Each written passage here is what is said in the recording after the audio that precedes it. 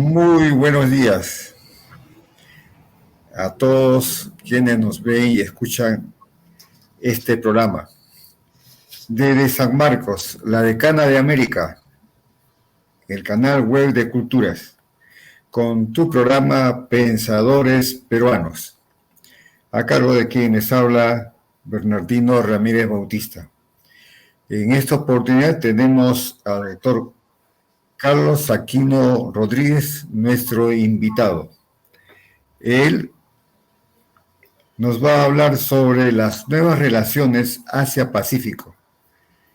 Bien, puedo decir del doctor Carlos Aquino, que es magíster y doctor por la Universidad de Kobe, Japón, profesor de Economía Internacional, especialista en Economía Asiática.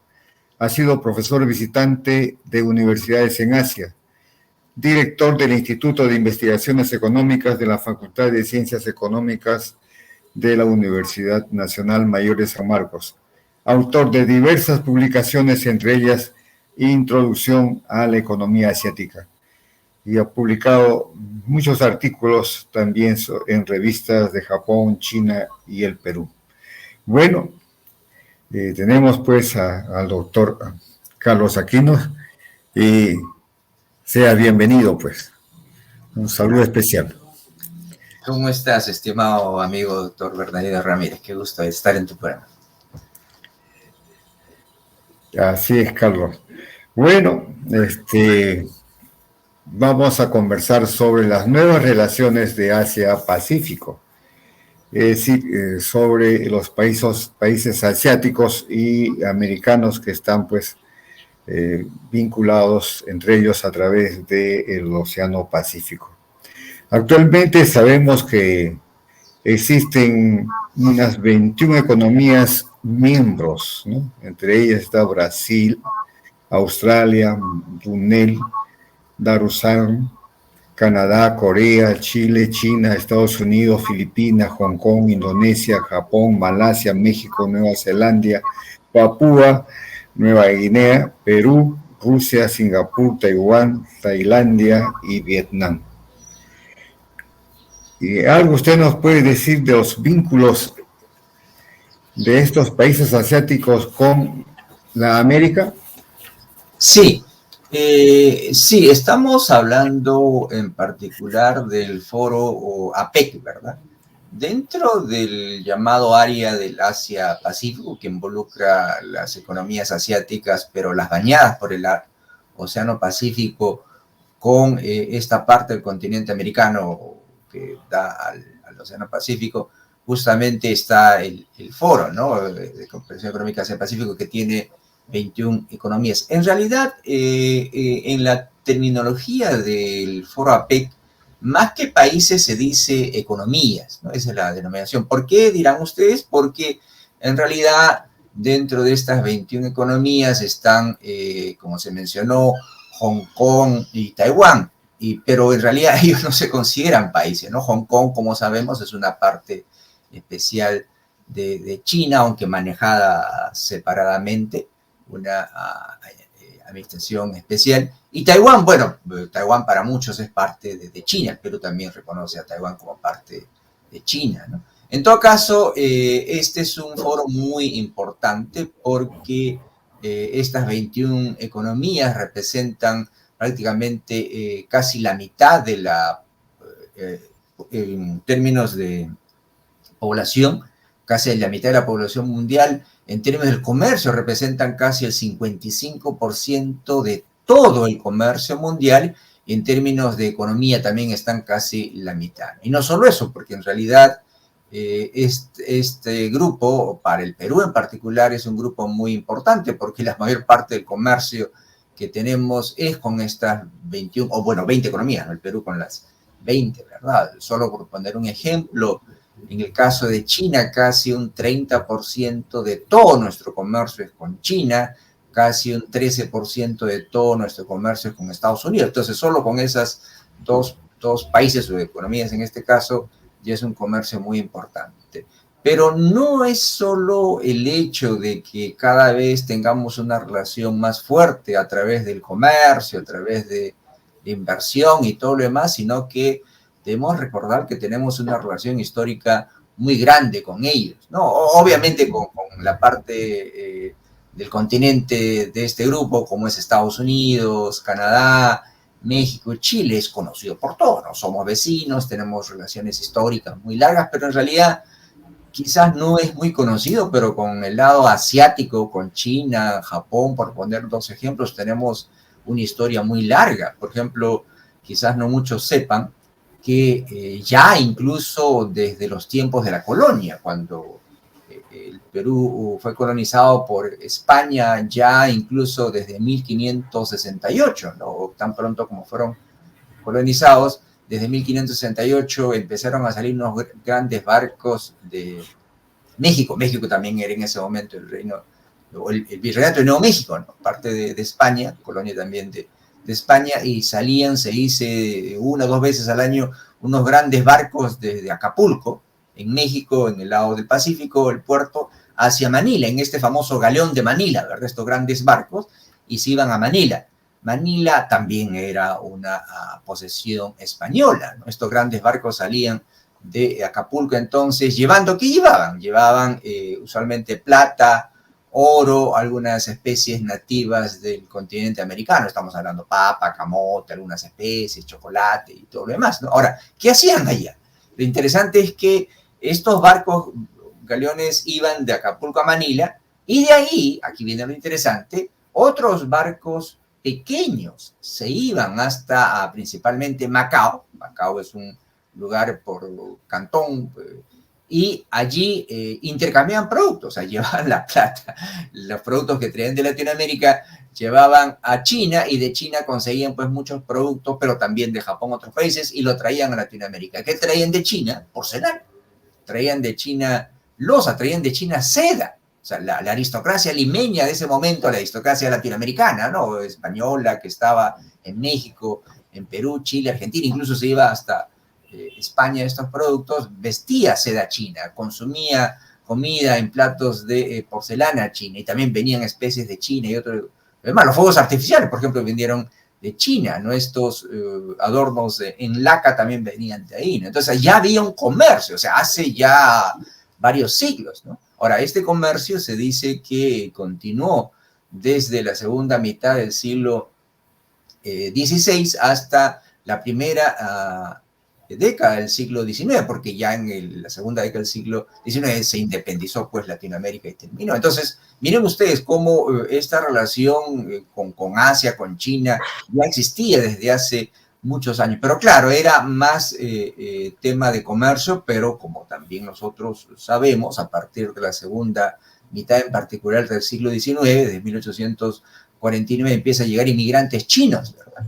Y desde 1899 empiezan a llegar inmigrantes japoneses. Por eso el Perú es sede de la comunidad china más grande de Latinoamérica. Se dice que quizás un 5 o 10% de los peruanos tienen ascendencia o descendencia, son descendencia china, y también tenemos la segunda comunidad de descendientes más grande japonesa en Latinoamérica, después de Brasil. Entonces, miren ustedes, este vínculo económico tan grande que tiene el Perú con la región del Asia, en particular a través de este foro APEC, tiene vínculos históricos muy largos, ¿no? O el tema del Galeón de Manila, el tema de la migración. Y para terminar en esta parte, no solo eso, miren ustedes que el Perú fue el primer país en Latinoamérica en establecer relaciones diplomáticas con Japón en 1873. Por eso este año, 2023, se está cumpliendo 150 años del establecimiento de relaciones diplomáticas con Japón, y en 1874, en el siguiente año después de tener relaciones diplomáticas con Japón, obviamente en ese momento el imperio japonés, el Perú tuvo relaciones o estableció relaciones diplomáticas con China, en ese momento el imperio Qing. Por eso el Perú también es o fue el primer país en Latinoamérica en tener relaciones diplomáticas con China. Entonces nuestros lazos históricos de comercio, de inmigración políticos en realidad son muy largos con estos países, y se ha fortalecido en la actualidad a través de este foro APEC. Qué interesante realmente, doctor Aquino, saber, digamos, esta referencia histórica sobre las relaciones de particularmente China y el Japón con el Perú, con México y otros países de América Latina. Claro que también se dice que fueron del Asia los que llegaron a poblar América, ¿no? Tanto los que vinieron por el estrecho de Bering como los que Exacto. vinieron por la Patagonia. Ujú. Y recordamos, como usted bien lo ha dicho, ¿no? Desde la colonia, como los vínculos con el Asia se fueron estableciendo y cada vez más fuertes. Ya en 1800, ¿qué le digo? Pues, ¿no? El siglo XIX, o sea, en el periodo del auge de la explotación guanera en el Perú también llega pues los chinos, ¿no? Cierto. de Cantón, y llegan a trabajar en las islas guaneras, luego en las haciendas azucareras, algodoneras, posteriormente en la construcción de ferrocarriles, etcétera. Realmente ellos ya pues se establecen en el Perú, son peruanos, aunque en la guerra con Chile tuvieron pues doble participación al lado de uno u otro ejército. Bueno, también se debía a la forma como explotaban a los chinos en el Perú, Ujú. así como Japón, ¿no? Que llega ya a fines de ese siglo, del siglo XIX, pero se establece también en el Perú. Claro que mayoritariamente, como usted bien lo ha dicho, se han ubicado en el Brasil, ¿no? Ujú. Sin embargo, aquí en el Perú también tuvieron problemas en los años 40, en la Segunda Guerra Mundial, ¿no? Que son expulsados del Perú, pues gracias al pedido que hace Estados Unidos, ¿no? Y Estados Unidos ahí tiene también sus campos de concentración, que no lo menciona, por cierto, ¿no? Ujú. Pero ahí terminaron muchos japoneses. Pero acá han trabajado fuertemente estos dos grupos, llamémoslos étnicos, y han favorecido mucho, creo, al desarrollo del país. Cierto. Y como usted bien ha dicho, pues los países del Asia como China y la India tienen casi el 40% de la población mundial. Y este continente asiático, más específicamente la región del Asia Oriental, llamada también Asia-Pacífico, es lo que llaman el Asia emergente, agrupa a los países y economías que más han crecido en el mundo en los últimos 40 años. Pero ya en el 2017, por ejemplo, es la región que más comercia con las otras regiones del mundo. Y hay varias razones para ello. Doctor, ¿qué debemos nosotros entender por el resurgimiento del Asia? Sí, esto es muy importante. Mucha gente se sorprende, bueno, y debería ser así, ¿no? Del crecimiento excepcional, por ejemplo, que está teniendo China, no solo por poner algunos datos. China, por ejemplo, la República Popular China, que empieza su existencia como tal en 1949, en ese momento China solo tenía una participación del 4% de la economía mundial. Actualmente está en 17%. China, desde sus reformas económicas en particular, iniciadas en 1979 hasta el 2011, creció por 33 años consecutivos a una tasa promedio anual de 10%, algo que nunca se ha visto en la historia mundial. Entonces es realmente impresionante cómo China ha crecido. Bueno, hasta ahora crece, aunque claro, ya no a 10%. Entonces mucha gente se dice, ¿cómo es posible que China pueda haber crecido tan rápido en este lapso? Otro ejemplo, Japón. Japón en el año 45, después que terminó la Segunda Guerra Mundial, fue prácticamente destrozada la economía. Recordemos que se tiraron 2 bombas atómicas ahí, entonces el país quedó destrozado. Pero Japón a los pocos años empezó a recuperarse y en 1970 se convirtió en la segunda economía más grande del mundo. India también está creciendo a tasas aceleradas, incluso ahora por encima de China. Entonces mucha gente dice, es impresionante cómo China crece, es impresionante cómo Japón crece, es impresionante cómo India crece, pero si uno estudia un poco o la historia de esos países, en realidad vamos a ver que ellos están resurgiendo.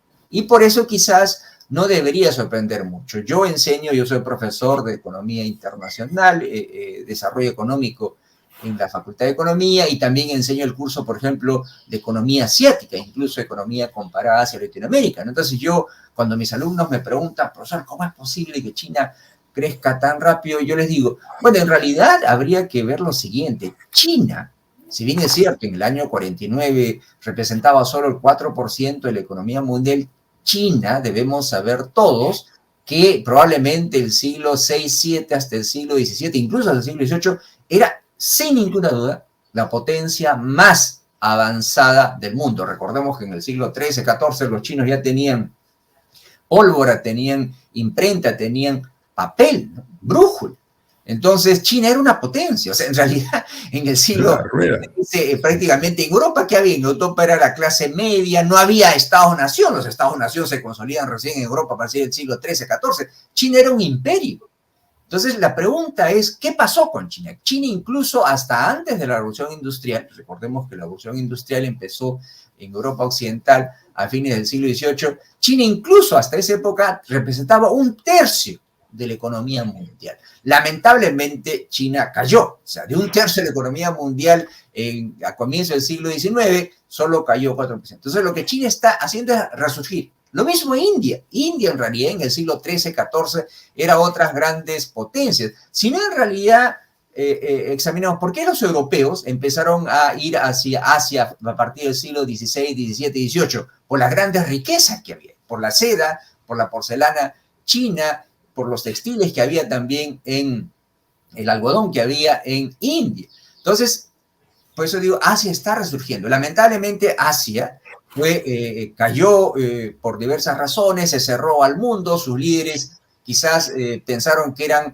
Imagínense, es increíble, o sea, Japón, Corea, China se cierran al mundo a partir del siglo XVII. Ellos creen que ya son la potencia más grande, no hay nada que aprender del mundo y se cierran, pero lamentablemente esa fue su partición, porque justo el otro lado del mundo, en Europa Occidental, empieza la Revolución Industrial, ellos crecen más y comienzan a conquistar Asia a sangre y fuego, como lo hicieron con Latinoamérica. Entonces, a partir del siglo XVIII, XIX, los europeos occidentales, que ya tenían grandes armas, ya tenían grandes barcos que se movilizaban por el mundo, empezaron a subjugar a la India, empezaron a subjugar lentamente a China, y a comienzo del siglo XX prácticamente toda Asia había sido colonizada, excepto 2 países, excepto Tailandia, excepto Japón. Entonces, pero Japón también, lamentablemente, se embarca en una guerra que no podía ganar, la Segunda Guerra Mundial, y termina también derrotada. Entonces, Asia, repito, que hasta el siglo XVII, sin ninguna duda, especialmente China y Japón, eran las potencias más adelantadas del mundo. Por una serie de razones se retrasan en su desarrollo y terminan a comienzos del siglo XX prácticamente todas ellas colonizadas.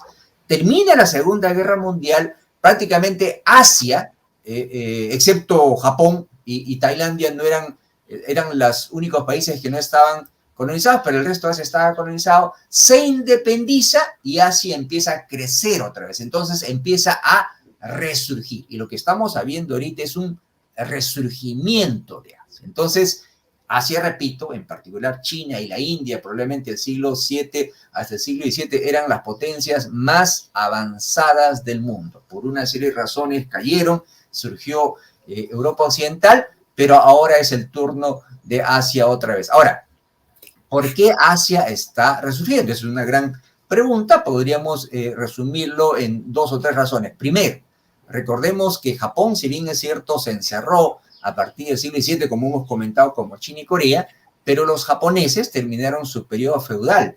En 1868 terminó la era de los samuráis, pues de los shogunes, y Japón empieza a modernizarse, Japón empieza a industrializarse y Japón se convierte a comienzos del siglo XX en la primera potencia no occidental en industrializarse. Tan es así, imagínense ustedes, que en 1894-95 Japón le hace una guerra a China y le gana.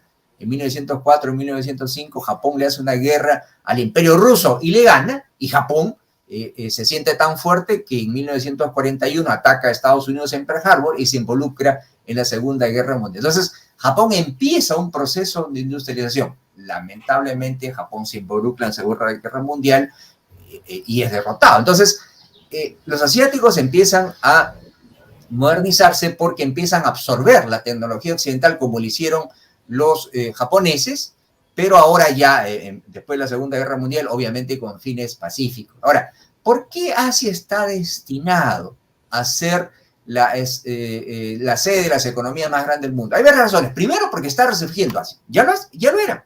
O sea, ya lo era. O sea, no es nada nuevo. O sea, no es nada nuevo para Japón, para India, para China ser potencia. Ya lo era. Pero por diversas razones dejaron de ser. Primero. Segundo, tienen la población. O sea, China tiene el 18% de la economía de la población mundial. India también tiene 18%, y según todos los cálculos que seguro hemos leído en los últimos años, la población de la India ya lo va a pasar a la China, ¿no? Este año. Entonces, solo entre estos dos países, la India y China, tienen casi el 40% de la población mundial. Está también Japón y está una serie de países. Indonesia, por ejemplo. Indonesia es un país que mucha gente no conoce, pero recordemos que Indonesia es el cuarto país más poblado del mundo, con 270 millones de habitantes. Entonces, todos estos países tienen una población muy grande, están aprendiendo de la tecnología occidental, algunos de ellos tienen recursos naturales, y por eso, si uno revisa las estadísticas de los grandes centros de investigación, del Banco Mundial, el Fondo Monetario Internacional, todo indica que para el año 2050, entre las 10 economías más grandes del mundo, entre las 5 economías más grandes del mundo, estará sin ninguna duda China, estará India y probablemente Indonesia. Entre las 10 primeras estará Japón. Entonces, por todas estas razones, nosotros decimos el resurgimiento de Asia. No hay que sorprenderse el crecimiento económico asiático, ya lo era.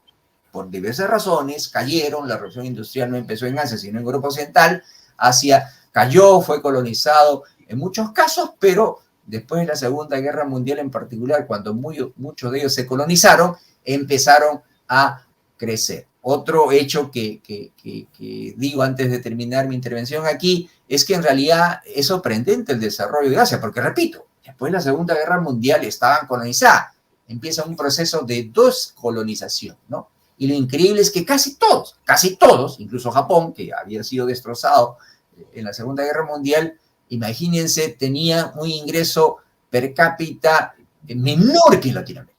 Eran más pobres que Latinoamérica. Y cómo ellos nos han pasado sobremanera. Japón es una potencia industrial con más de $35,000 per cápita. Corea también lo mismo. Taiwán también lo mismo. Y cómo nos han pasado a Latinoamérica de lejos, que repito, hace 70, 80 años en promedio Latinoamérica, que ya teníamos, para la Segunda Guerra Mundial, Latinoamérica tenía por lo menos 120, 30 años de independencia. Imagínense, qué ironía, ¿no? El año pasado hemos cumplido, muchos países en Latinoamérica, 200 años de independencia. Los países asiáticos en su mayoría han cumplido recién 70, 80 años. Ellos eran más pobres que nosotros hace 80 años, pero ahora están mejor. ¿Por qué? Porque están resurgiendo. Muchos de ellos eran potencia, lo fueron, lo dejaron de ser, pero ahora están retomando ese camino que ya habían pasado anteriormente. Qué interesante realmente es todo este desarrollo asiático. Realmente podríamos decir que Asia se ha convertido en el centro del comercio mundial. Sin ninguna duda. Sin ninguna duda. En realidad, ¿por qué? A ver, empecemos. China es la fábrica del mundo, ¿no? Y podemos poner algunos datos. 1/3 de todos los autos que se producen en el mundo prácticamente se hacen en China. Probablemente el 70% de todos los televisores que se hacen en el mundo se hacen en China. Nosotros veamos los productos que tenemos. Tenemos productos, por ejemplo, chinos, ¿no? Tenemos un celular Huawei, por ejemplo, o tenemos un auto chino, por ejemplo, o Great Wall, por ejemplo, ¿no? O probablemente tenemos ropa china. Pero incluso, revisen ustedes bien, incluso si no tienen un producto chino, por ejemplo, alguien dirá, yo tengo Samsung, pero miren atrás dónde se hace ese celular, se hace en China.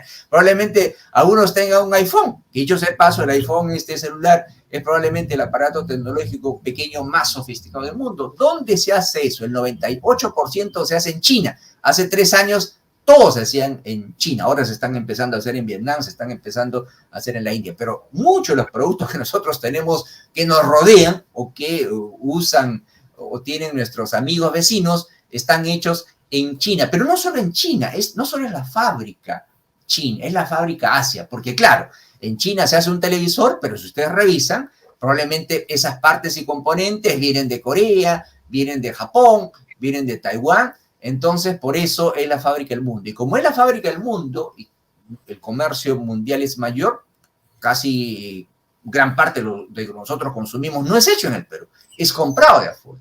Entonces, al ser China y Asia la fábrica del mundo, obviamente son el centro del comercio mundial. Y esto va a continuar. ¿Por qué? En el caso particular de China, esto fue porque, claro, como tenían mano de obra barata, China se abre al mundo en 1979, ofrece su mano de obra barata, ¿verdad? ¿Quién puede competir con la mano de obra barata? Entonces, los productos chinos empezaron a inundar el mundo porque eran hechos en forma muy barata. Pero en realidad, en la actualidad, esa no es la razón única. Yo conozco China muy bien, yo estudié en Japón, como se mencionó, en 1985, y en 1989 fue la primera vez que estuve en China. China recién se abría, China recién solo tenía 10 años, ¿no? Ahora, en realidad, la mano de obra china ya no es tan barata. No solo eso, imagínense ustedes, aquí viene una cifra muy interesante. En 1979, cuando China se abría al mundo, la mano de obra china en promedio era casi un tercio del costo de la mano de obra mexicana. ¿Se pueden ustedes imaginar, escuchen bien, que la mano de obra china ahora en promedio es más cara que la mexicana? Es así. Ahora, ¿por qué dirán ustedes? ¿Por qué el costo de la mano de obra china subió? Claro, si en China producen mucho, obviamente hay empleo, ¿verdad? Van las fábricas ahí extranjeras, o en todo caso, las mismas empresas chinas comienzan a contratar muchos trabajadores chinos, obviamente mucha demanda por trabajo, sube el costo de la mano de obra china. Entonces, China ya no es el país con la mano de obra más barata del mundo. De hecho, ustedes van a China, y algo que sería impensable hace 40 años, ustedes van a China ahora y, por ejemplo, pueden encontrar un polo barato hecho en Indonesia, por ejemplo, o una zapatilla, por ejemplo, barata hecha en Vietnam, porque la mano de obra es más barata ahí, ¿no? Entonces, China se ha consolidado, al comienzo se consolidó como la fábrica del mundo por la mano de obra más barata, ya no lo es, pero sigue siendo China un centro de la producción mundial. ¿Por qué? Ya no tiene la mano de obra barata, pero recordemos que China pues tiene todo un ecosistema, como decimos, ¿verdad? Para hacer un producto. Para hacer un producto no solo se necesita mano de obra barata, necesita toda una infraestructura, ¿verdad? Puertos, aeropuertos, vías de comunicación, vías eléctricas, infraestructura, lo que se llama. Primero. Segundo, necesitas mano de obra calificada. Al comienzo China, ¿qué es lo que hacía? Solo ensamblaba, ¿verdad? Venía un televisor en pedazos, lo ensamblaban. Ahora no, China está produciendo en forma creciente productos por su cuenta. Por ejemplo, un celular Huawei sofisticado, ¿verdad? Eso es una empresa china, ¿no? Entonces, automóviles chinos, son automóviles chinos, aunque claro, tienen partes y componentes japoneses, todavía tecnología coreana también, pero cada vez más partes y componentes son hechos en China. Entonces, China no solo tiene un ecosistema de infraestructura, de mano de obra cada vez más calificada, sino cada vez de tecnología propia. Por eso China sigue siendo la fábrica del mundo, a pesar de que ya no tiene la mano de obra más barata. Pero repito, no es solo China, es también Japón, es también Corea, es también Taiwán, es también Malasia, es también Indonesia, y se supone que a partir de ahora va a ser la India. Todo el mundo dice que es probable que también India se consolide como una China, ¿verdad? Un centro de la producción mundial, aunque en realidad no va a ser tan fácil, ¿no? Porque a India todavía le falta la infraestructura, le falta las redes de carreteras, de autopistas, de puertos, aeropuertos, para que las empresas vengan, produzcan y saquen sus productos. Por ejemplo, solo termino con esto. Ahora, de los 10 puertos más grandes del mundo, más modernos del mundo, 7 están en China. Y otra cifra más. Del 75% de las vías férreas de alta velocidad, de los trenes bala, están en China. Para que se den ustedes cuenta de cómo China se ha desarrollado y cómo se está consolidando en la fábrica del mundo, que repito, es probable que si las cosas siguen bien y los indios hacen las cosas bien, India también podría ser la próxima China, porque tiene la población, tiene el territorio, y también India tiene una tradición de haber sido, siglo antes, también una gran potencia. Efectivamente, doctor Aquino, yo he estado en China y he podido ver, por Claro, ejemplo, el tren bala, ¿no? exactamente. Son 300 kilómetros Por por hora. hora, sí, son Increíble. velocísimos, ¿no?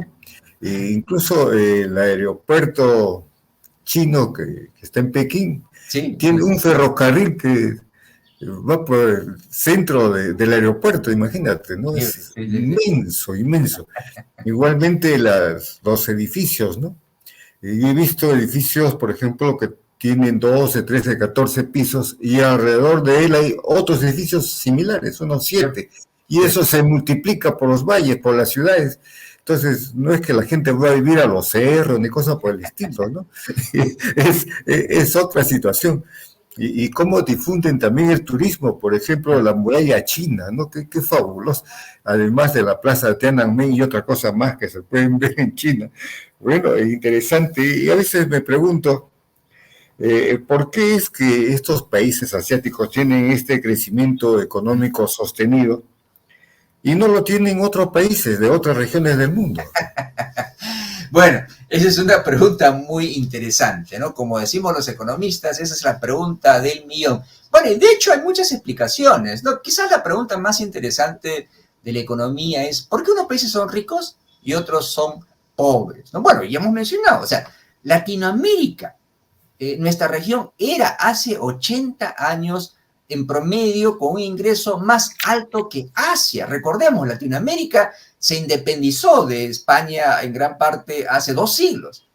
Hace 80 años recién los países de Asia, excepto Japón y Tailandia, eran colonias, eran dominadas por las potencias occidentales, entonces eran más pobres. Ahora, ¿cómo lo hicieron? A ver, vamos a tratar de dar algunas pautas, ¿no? Primero, yo creo que lo más importante es la construcción de un Estado que sea capaz de impulsar un desarrollo económico. Yo creo que esto es muy pertinente a la situación, por ejemplo, que tenemos ahora en nuestro país, ¿no? A ver, ¿por qué los estados en China, en Japón, en Corea, en Taiwán han sido capaces de promover, impulsar el desarrollo económico? ¿Por qué han sido capaces de desarrollar esa infraestructura que acabamos de comentar? ¿No? ¿Por qué son capaces de construir esos grandes puertos, aeropuertos, autopistas y todo lo demás? Primero, porque son estados eficientes, son estados meritocráticos. O sea, los que ingresan a trabajar al Estado en Japón, en Corea, en Taiwán, la mayoría de estos países que nosotros hemos mencionado, son gente que ingresaba a trabajar por un concurso público. Hay una meritocracia. Solo los mejores ingresan a trabajar. Ingresar a trabajar al Estado en esos países es más difícil que ingresar a San Marcos, que sabemos solo de 10 ingresan uno nada más. Entonces, hay una meritocracia, solo los mejores ingresan. Lamentablemente en Latinoamérica no es así, salvo pues el caso del Perú. En el Perú ingresa el amigo del jefe del partido político, el militante del partido político que llegó al poder, ¿no? Y lo peor es que ingresan los peores, ¿no? Y hemos tenido ejemplos recientes de esto. Entonces, para comenzar, hay una gran diferencia. Si el Estado no es capaz de recolectar la mejor gente, ¿qué tipo de políticas públicas queremos que los gobiernos hagan? ¿Qué tipo de eficiencia queremos que sean las políticas públicas? Solo por poner un ejemplo, ¿no? Por ejemplo, en China, por ejemplo, dicen, el gobierno chino dice, bueno, necesitamos construir un aeropuerto. Entonces ya vamos a tener ese terreno y a partir del próximo año empieza la construcción. ¿Qué ha pasado con el Perú? El año 2011 se licitó la construcción del aeropuerto Jorge Chávez, 2010, perdón, y recién hace 2 años, después de 10 años, han empezado a construirlo. Hace 7, 8 años se supone que se empezó a construir la línea del metro 1, 2, que se supone que una de las estaciones va a pasar por nuestra universidad. ¿Cuándo va a terminar? No tiene cuándo terminar. Entonces, lo primero es eso. Si no tenemos un Estado meritocrático, un Estado eficiente, donde solo ingresen los mejores a trabajar, no vamos a poder desarrollarnos como país. Y es pertinente, repito, este punto porque primero tenemos problemas a nivel de gobierno central y acaban de ingresar, por ejemplo, presidentes regionales, alcaldes. Dicho sea paso, la mayoría son nuevos. En el Perú, cualquiera puede postularse para ser presidente. Cualquier hijo de vecino, que muchos ni siquiera tienen experiencia de trabajo, y se convierten de la noche a la mañana en alcaldes, en presidentes regionales. Esos tipos nunca han gestionado nada en su vida. Encima se rodean de gente incapaz como ellos ¿Qué tipo de gobierno queremos? Entonces, primero, gobiernos eficientes, gente que ha sido escogida por sus méritos, no por su amistad y todo lo demás. Segundo, obviamente tiene que ver también con lo siguiente, con el tema de la corrupción. Lamentablemente en el Perú hay mucha corrupción. Bueno, corrupción hay en todo el mundo. La diferencia con el Perú es que hay impunidad. Y roban desde el presidente hasta el más bajo. Claro, si el presidente roba, si el presidente regional roba, si el alcalde roba y no le pasa nada, la gente de abajo dice, está bien, pues robo y no le pasa nada. En estos países de Asia puede haber corrupción, pero si se descubre, y la mayoría de pasos se descubre, pueden tener desde pena de muerte como en China hasta largos años de cárcel, o lo otro que creo que es más fundamental, muerte política. Nunca más son elegidos. Lamentablemente en nuestro país, en Latinoamérica, algunos políticos corruptos en la próxima elección se presentan y vuelven a ser elegidos, esperan uno más y siguen elegidos. Entonces, la corrupción. ¿Por qué hay corrupción en Latinoamérica? Porque hay impunidad. En Asia no lo hay, ¿verdad? Otra razón, por ejemplo, que tiene que ver con nosotros que somos profesores, ¿no? En Asia cada vez tenemos instituciones universitarias cada vez más prestigiosas. Cada vez las universidades chinas, las universidades japonesas, las universidades coreanas, por poner algunos ejemplos, aparecen en los primeros rankings de las mejores universidades del mundo. ¿Por qué? Primero porque tienen buenos profesores, tienen muy buen presupuesto, pero también tienen muy buenos alumnos. Si estos países, repito, China, por ejemplo, China hace 40, 50 años era muy pobre, el 79 cuando China empezó su reforma, o el 78, podíamos retratar este famoso líder Deng Xiaoping, que inició las reformas chinas en diciembre del 78, en octubre estuvo en China, en Japón, perdón, él visitó Japón, Singapur, en ese momento, o dos de los países más avanzados de Asia, y en el viaje que hizo a Japón, él subió en el tren bala, en el Shinkansen, que en ese momento corría 240 kilómetros por hora. Y Deng Xiaoping dijo, ¿no? El tren más rápido en China corre la cuarta parte de esto, 60 kilómetros por hora. Entonces él dijo, yo voy a hacer que China también en unos años tenga trenes tan rápidos como Japón. De hecho, ahora China tiene trenes más rápidos que Japón. Si bien es cierto, este tren que nos cuenta el doctor Bernardo Ramírez corre a 300 kilómetros por hora, pero hay un tren, no sé si ha ido el doctor Bernardo Ramírez, en Shanghai, en Pudong, hay un aeropuerto internacional donde hay un tren de levitación magnética, el tren más avanzado del mundo, que es capaz de correr 400 kilómetros por hora, pero solo corre en un pequeño espacio nada más, en ese pequeño espacio de ese lugar, ¿no? Entonces, los líderes chinos dijeron, queremos desarrollarnos, para eso necesitamos tecnología y para eso necesitamos buena educación, necesitamos tener buenas universidades. Entonces, empezaron a hacer una campaña para impulsar la educación. Les pongo un ejemplo. Ustedes, todo el mundo sabe de estas famosas pruebas PISA, ¿verdad? Las pruebas PISA son unas pruebas que toma este famoso club llamado Los Ricos, ¿verdad? La Organización de Cooperación y Desarrollo Económico, que agrupa 35 países más ricos del mundo, y todos los años, bueno, cada 4 años hace estas pruebas donde mide a chicos de 15 y 16 años que están terminando la secundaria, en unos 75 países, y desde hace algunos años nos han incluido al Perú, donde mide el conocimiento de estos chicos y chicas en 3 áreas, ¿verdad? En matemáticas, en lectura y en ciencia, ¿verdad? Y, ¿qué creen ustedes que pasa? Los 10 primeros lugares están ocupados por los países asiáticos, por chinos, japoneses, coreanos, taiwaneses, incluso últimamente Vietnam ya está ingresando a ese, o está por ingresar a ese ranking de los 10. ¿Y qué creen ustedes dónde está Latinoamérica? Latinoamérica está en puesto 50, 60, 70 para abajo. Entonces, si no hay ciencia, no hay desarrollo y para desarrollo se necesita ciencia y tecnología, ¿verdad? Otro dato. Si uno quiere desarrollar ciencia y tecnología, obviamente necesita financiamiento, ¿verdad? Corea invierte 4.2% de su Producto Bruto Interno, de todo lo que el país produce en un año, en investigación y desarrollo. Japón invierte 3.5, me parece, y China 2.5. Y están creciendo. Está creciendo Japón, está creciendo China. ¿Saben ustedes cuánto invierte en promedio Latinoamérica? 0.5. ¿Y saben ustedes cuánto invierte Perú? 0.2.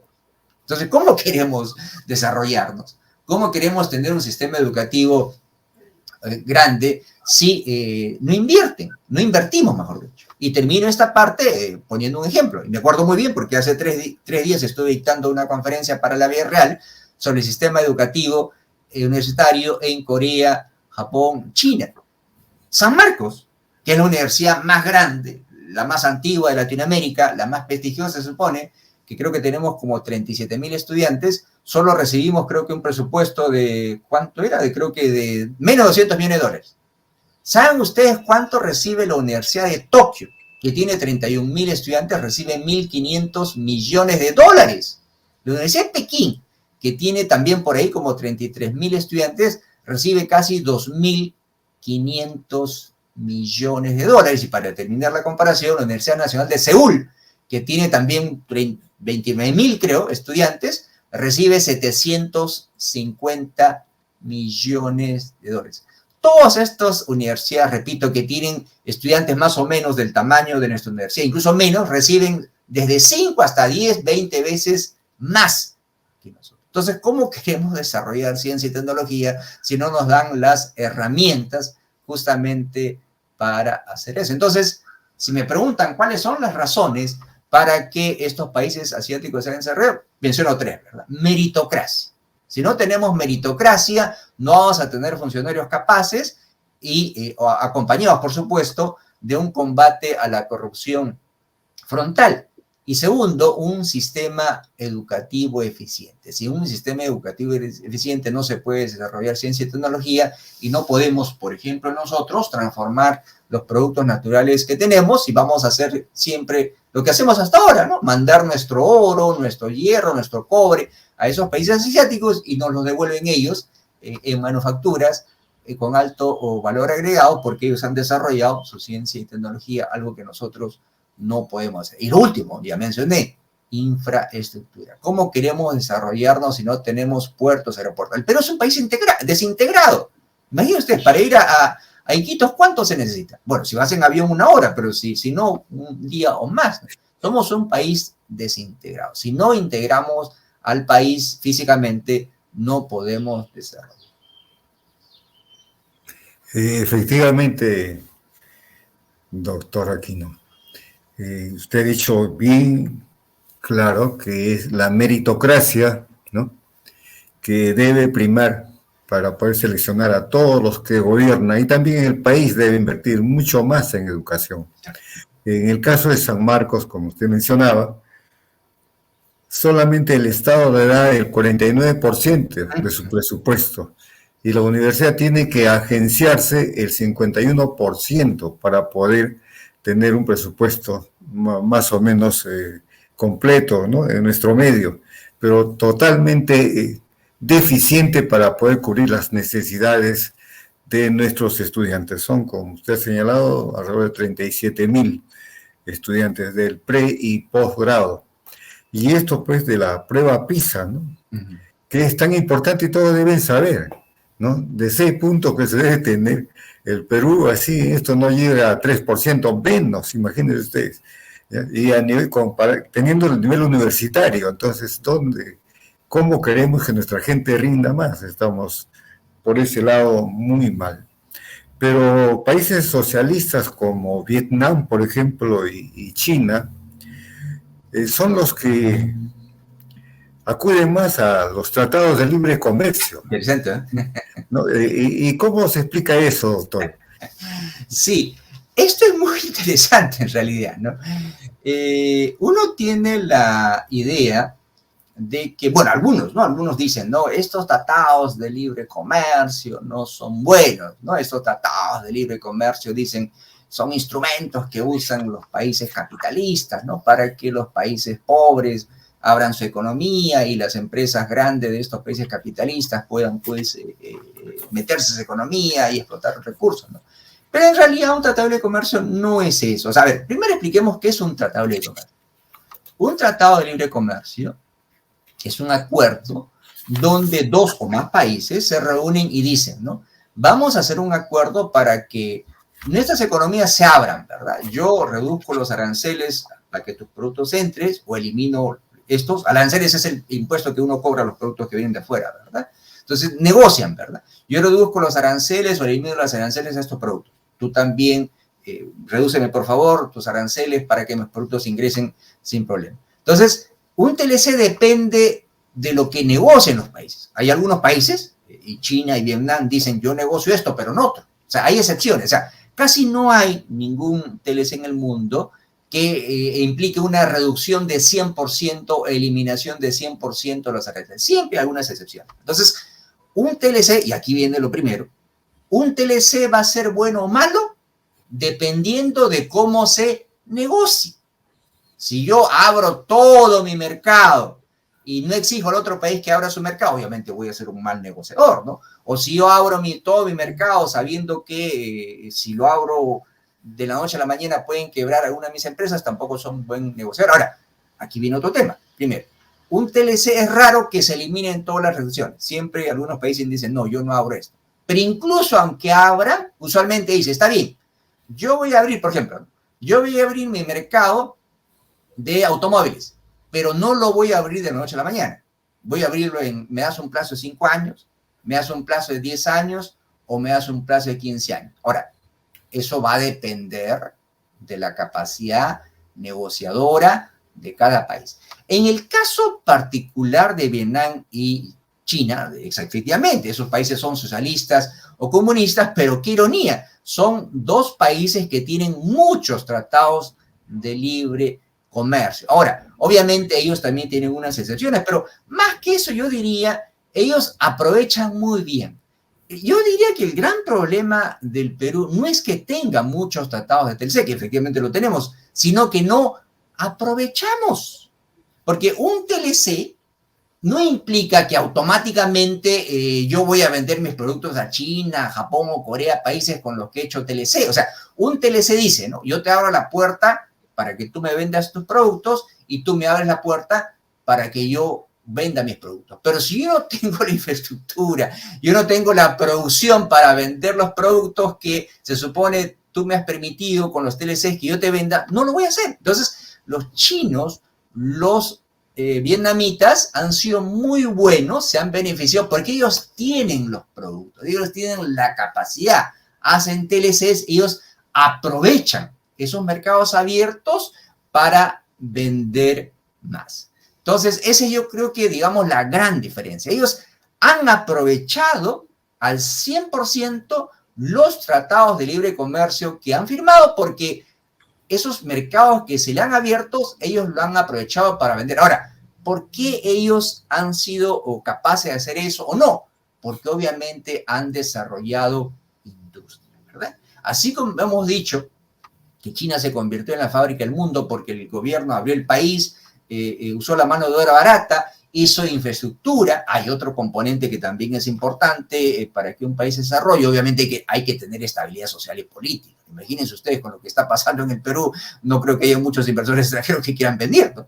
A pesar de que podamos tener muchos recursos naturales, podamos tener mano de obra que no es tan cara como otros países. Entonces, la estabilidad social y política también es importante. Y eso fue lo que los asiáticos, China y Vietnam, han sido capaces de ofrecer. O sea, no solo ofrecían mano de obra barata, no solo ofrecían buena infraestructura, buenos puertos, aeropuertos, vías de comunicación, sino estabilidad social y política para que vengan a invertir. Entonces, ellos han hecho políticas para que empresas extranjeras o también sus propias empresas empiecen a producir y aprovechen esos tratados de libre comercio que han firmado. Yo creo que esa es la gran diferencia. Ellos han aprovechado los tratados de libre comercio. Lamentablemente, me parece que el Perú no ha aprovechado tanto como debería hacerse. Bien, doctor. Mirando ahora un poco al Perú y su relación con China, ¿cómo es que China se ha convertido en el mayor productor de papa, ¿no? en el mundo y también de camote, ¿no?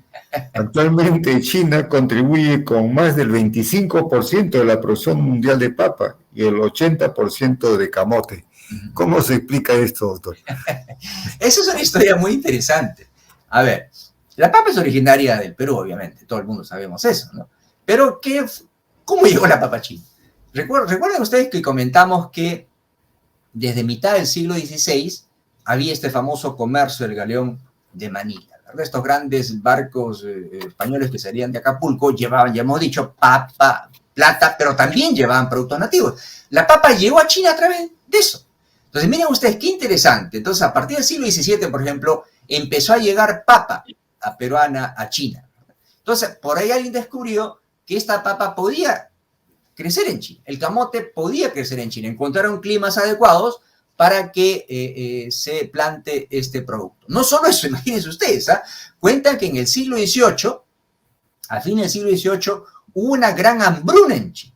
Y lo que salvó, imagínense ustedes, de la muerte segura a mucha gente en el sur de China fue la papa. O sea, gracias a la papa. No solo eso, como este producto, la papa peruana, encontró un lugar, un ambiente adecuado, un terreno adecuado para sembrar en China, empezó a producirse mucho y incluso se dice, ¿no? Terminada esta hambruna, hubo una especie de explosión demográfica en China por esa época, después de la hambruna, y eso se debió en parte importante a la papa. Entonces la papa, junto con el arroz, se convirtieron en uno de los principales alimentos, especialmente para la gente pobre, para que pueda China salir de la hambruna y no solo eso, también aumentar su producción. Entonces, esa fue la razón, ¿no? Por la que China, pues, acogió la papa. Era un producto que se adaptaba a su territorio y era un producto que permitió, pues, que la gente que se moría de hambre pueda sobrevivir y no solo eso. Se dice que incluso contribuyó a una explosión demográfica que hubo por esa época en China. Esa fue la razón en particular, ¿no? Y por eso China, pues, se convirtió en este país con inmensa población que tenemos. Ahora, en los últimos años, por supuesto, este es muy interesante. Recordemos nosotros que en 1949 habíamos dicho que China era un país muy pobre, ¿no? Y desde 1979 China empieza reformas económicas. Entonces, la producción en China agrícola, y en todo sentido en realidad, pero especialmente la producción agrícola en China ha aumentado de una forma espectacular desde 1979, incluido la papa. ¿Por qué? O sea, ¿qué tipo de reforma económica hizo China? Bueno, ya lo hemos comentado algo, ¿no? Empezó a abrir el país, vinieron inversión extranjera, vino tecnología extranjera, pero en el tema de la agricultura, ¿qué fue lo que pasó en China? Cuando Mao hizo la revolución comunista, Mao hizo una reforma agraria, ¿verdad? Le quitó la tierra a los terratenientes y se lo dio a los campesinos. Pero en los años 50, 60, en China se instauran las famosas comunas populares, ¿verdad?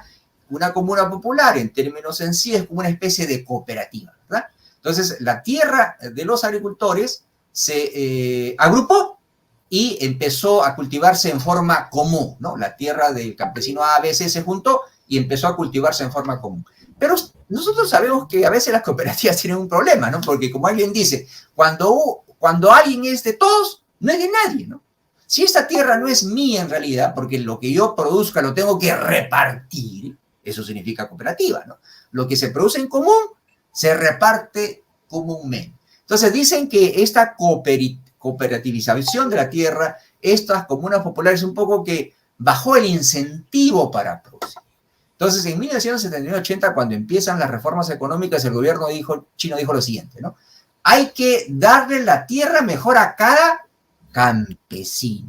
Y que cada campesino, si quiere, aumenta la producción y esa producción va a ser para él. Entonces, empieza a incentivarse la producción, porque cada campesino sabía, ¿no? Que si mientras más trabajaba, más sembraba, obviamente iba a producir más, pero esa producción iba a ser para él. Ya no tenía que repartirse en una comuna.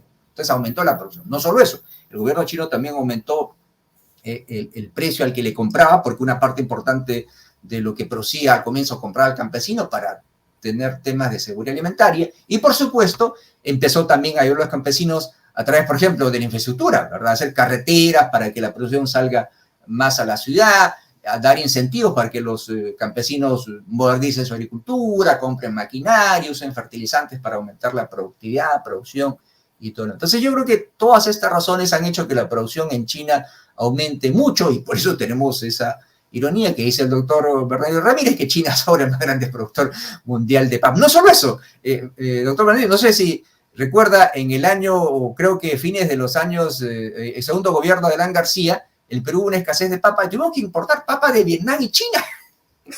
Increíble, ¿verdad? Increíble. Así es las cosas. ¿Qué tal, doctor? Bueno, pues lamentablemente nuestro tiempo no nos da para más. Sí, pues, pero y también vemos cómo China, tal vez, digamos, teniendo en consideración los acuerdos que tuvieron en su 18º Congreso Nacional del Partido Comunista China, ¿no? Dirigido por Xi Jinping, yo creo que ha tomado todas estas medidas a favor del desarrollo de su país, ¿no? Bueno, ellos lo siguen impulsando. Y hay quienes dicen que China es el país del futuro. ¿Qué opina usted de ello, doctor? Sí, yo creo que China tiene muchas posibilidades de convertirse, según algunos analistas, en la potencia más grande del mundo. Bueno, razones le sobran, ¿no? China ya lo era, o sea, desde el siglo VII hasta el 2000, desde el siglo VII hasta el siglo XVIII, incluso comienzo del XIX, China era la más importante. Incluso, repito, antes de que China fuera abierta a la fuerza en 1839, 1840 por la famosa Guerra del Opio, a comienzos del siglo XIX, China tenía un tercio del tamaño de la economía mundial. Tiene una gran población, tiene un territorio inmenso, entonces yo creo que tiene todas las posibilidades. Aunque, claro, obviamente hay algunas dificultades, como todo país, ¿no? Porque incluso algunos dudan que China se convierta. ¿Por qué? ¿Cuáles son esos problemas que tiene China? Tiene varios problemas, pero yo me voy a centrar en lo que considero quizás el problema más serio que tiene China, ¿no? Hace 10 días, creo que todos leímos en los diarios, porque fue una noticia, China publicó estadísticas en que dice que la población en China el año pasado no creció, decreció. Este es un grave problema. Hay cálculos hechos por las mismas Naciones Unidas que dice que China, que actualmente China tiene, más o menos China tiene 1.411 millones de habitantes. China parece que su población ya alcanzó un pico y empieza a decrecer. Y hay muchos cálculos, especialmente este cálculo de las Naciones Unidas, que dice que para el año 2100, escuchen bien, de una población actual de 1.411 millones de habitantes, probablemente la población china caiga a 770 millones, casi la mitad. Ahora, ¿qué implica esto? Algunos dirán, bueno, ¿y qué significa esto? Significa muchas cosas. Primero, China no es un país rico. China tiene un ingreso per cápita más o menos de $12,000, ¿verdad? El Perú está a 7,000, pero los países desarrollados como Japón, Corea están arriba de 30,000, Estados Unidos está por 40,000, para no hablar de estos países suizos, noruegos que tienen 50,000 para arriba. Entonces, ¿cuál es el problema? El problema es que la población en China está decreciendo, la población adulta mayor está aumentando y sabemos nosotros que la población adulta mayor, los jubilados ya no trabajan. Entonces, un país se sostiene por una población creciente, ¿no? Entonces, el problema es que China es que se está volviendo un país, como se dice, viejo sin ser rico, que es el caso de los países suizos, como Japón incluso. Entonces, si la población china no crece, ¿quién va a alimentar esa maquinaria productiva? Entonces, esa es la gran pregunta. No solo eso, si no hay una población creciente, ¿de dónde van a salir las pensiones para sostener a esta gente mayor? Entonces, para muchos, este es el gran talón de Aquiles. Entonces, pero la pregunta es, ¿por qué la población china cae? Y por la misma razón que está cayendo en Japón y en Corea, que son países también que se están empezando a envejecer. Primero, China, lamentablemente, su población está empezando a caer porque es una secuela, una consecuencia de esta política de un niño por familia. Recordemos que cuando China empezó sus reformas económicas en 1979-80, aparte de abrir el mercado, introducción de tecnología extranjera, dijo un niño por familia. Entonces, las familias empezaron a reducirse. El gobierno chino se dio cuenta en 2016 y dijo 2 niños por familia. No, muchas familias no le han hecho caso.